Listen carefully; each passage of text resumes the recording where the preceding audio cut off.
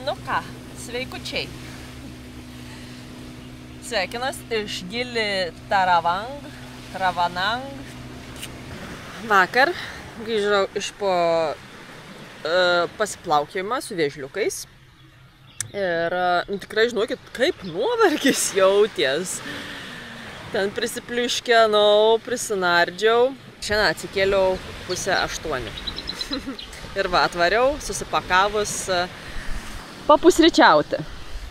Tai jo, nerodau aš to savo kavos ir pusryčių ritualą.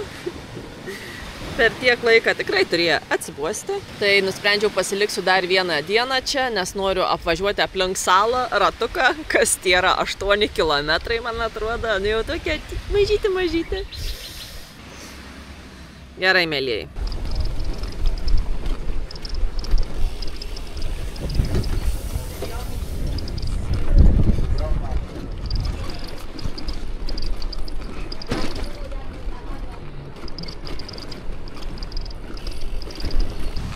Pagrinde vien palei pliažą viešbutukai, vilas, restoranėliai.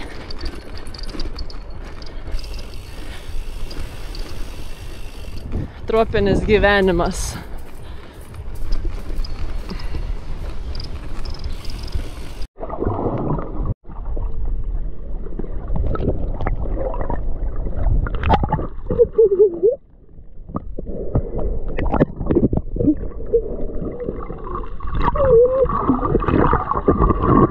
Tai greitai apsukau ratuką ir po to keliavau pasidėjusi daiktus į vėl hostelį paplaukioti su vėžliukais.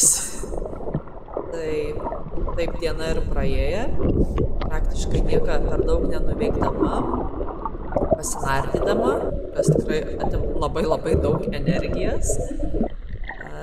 Tai peršokam į kitą dieną. Atsikėliau, susiruošiau. Laikas palikti Gili Travanang. Laikas palikti Gili salą. Greičiausiai. Taip, dar norėjau iš tikrųjų prasitęsti, bet kažkas man įtrauk lauk. Nežinau, jaučiu trauką Lombok ir minti toliau.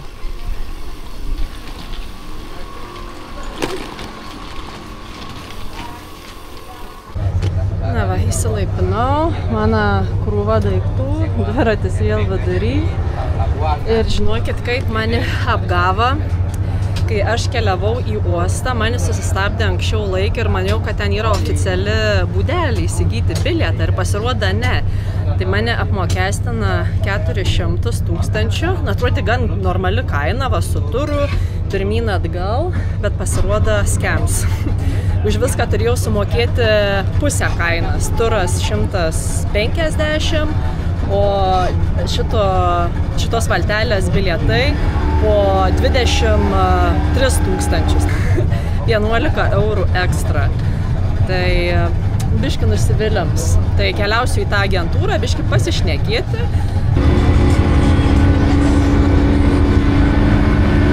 Judam.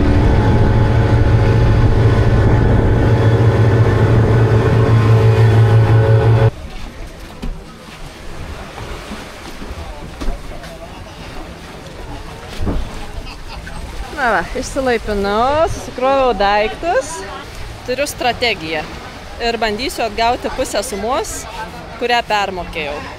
Va taip va. Žinokit, pagazinau, grąžina 200 000, grąžina pusę kainas.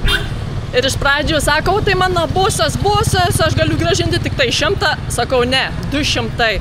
Nu gerai, galiu grąžinti 150, sakau ne, 200. Pradėjau viską filmuoti, pasakoti angliškai, rodyti visus tuos sąrašus. Saka, čia jo biznis yra, tu čia negali filmuoti šito sąrašo, sakau, bet čia yra apgaulė, aš galiu filmuoti. Nu, žinokit, absurdas. Bet džiaugiuosi, jo susigrąžinau savo pinigėlį, bet, nu kaip bjauriai. Nu, supranta, turizmas yra turizmas, nieko nepadarysi, bet kad dvigubai apmokestintų, į akis tiesiai meluotų. Jo.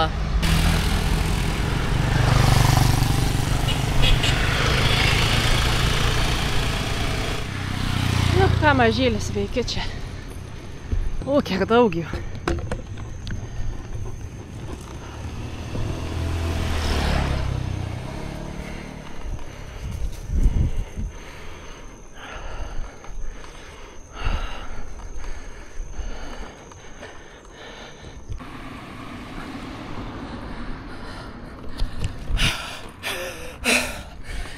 Lėjas prakaits.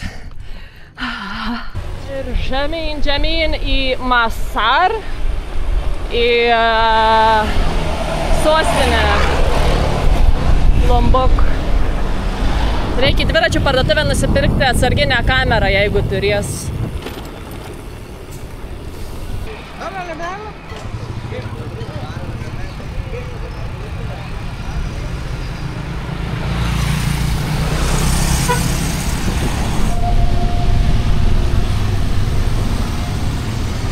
Allahu Akbar, Allahu Akbar.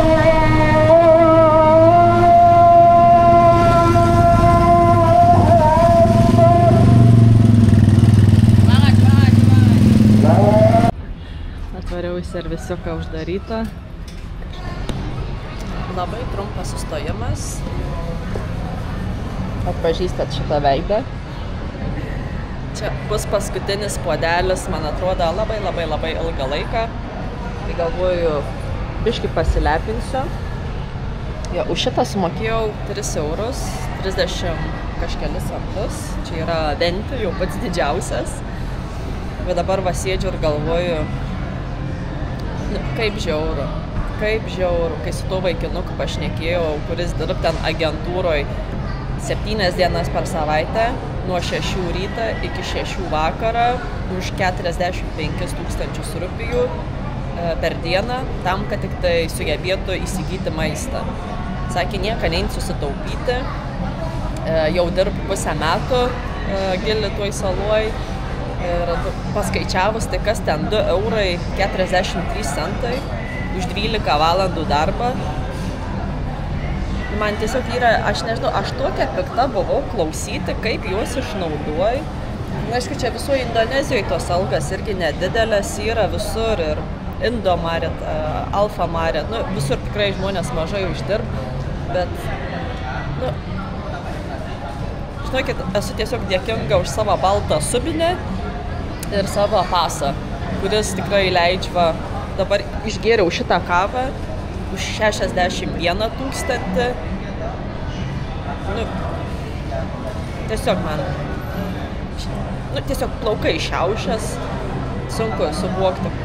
Mes kitą sykį irgi tiek visko norim, leidžiam pinigus ant visokių šmutkių, stresuojam dėl mašinas, bet čia yra tiesiog prabanga, ką mes turim Lietuvoje, nes čia žmonės kiti tikrai labai paprastai gyvena. Tai, žinokit, jeigu dabar žiūrit šitą video, tai vadinasi, turit telefoną, kompiuterį, televizorių priešais savo akis, turit internetą, greičiausiai dar kažką užkandžiaujat, geriat ir tikrai negalvojat, aha, šiandien uždirbsiu 2-3 eurus ir galėsiu nueiti, nežinau, kruopų nusipirkti ir tiek. Nu, kažkam irgi yra ir tokia bėda, bet, aišku, niek čia, kad visi Lietuvoje baisiai gerai gyventų, ypatingai kas senoliai, kurie po vieną, šildymo sezonai, nu, žodžiu, irgi yra visokių peripetijų.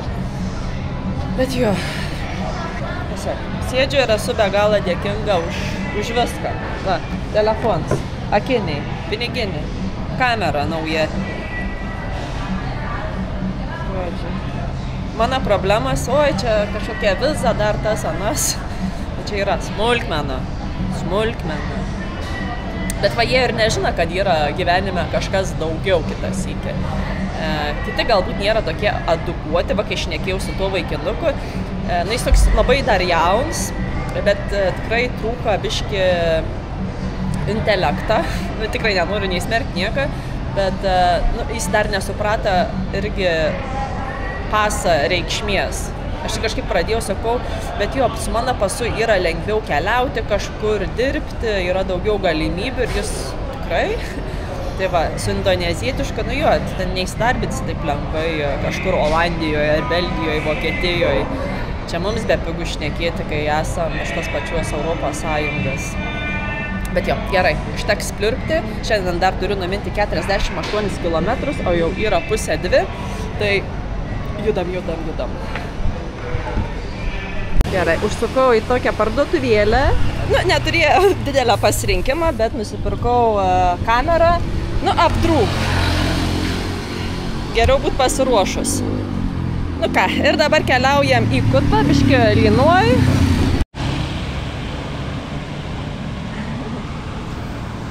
Gerai palėję, žinokit, dar kai siena.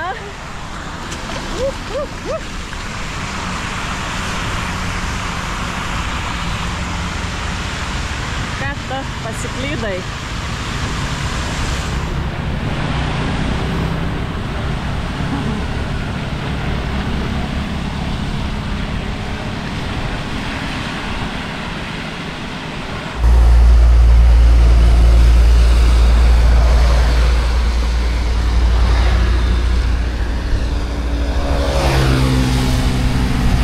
Kokie platus keliai čia Lombok.